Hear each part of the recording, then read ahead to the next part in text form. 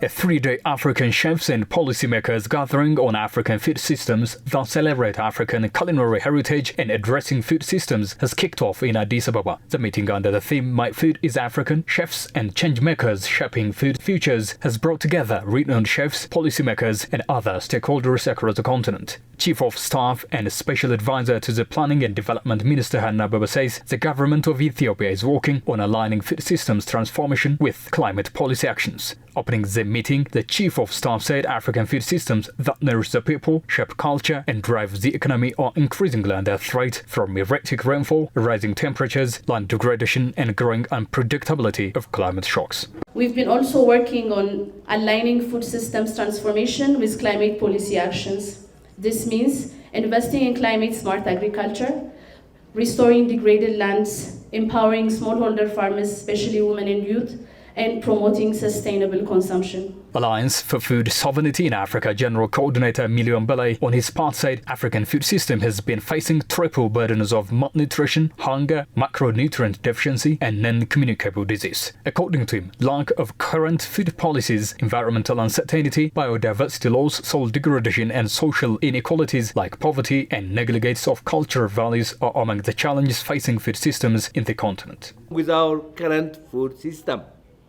one, triple burden of malnutrition. Hunger is reducing in every part of the continent except Africa, it's rising.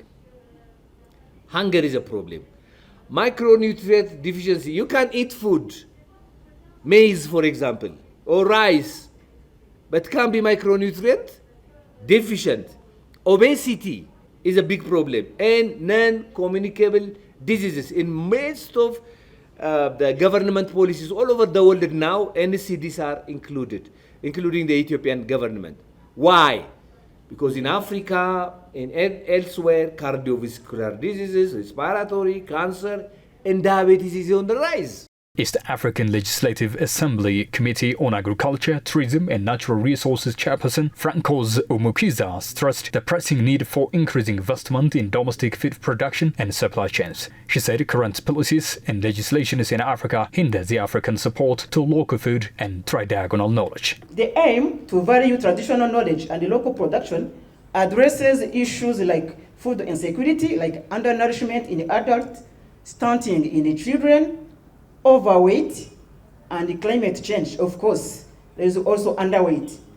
However, implementing these changes faces hurdles such as policy gaps and reliance on food imports. Integrating traditional knowledge into agricultural policies is not just beneficial but necessary for the sustainability and security of food systems in Africa, it was stated.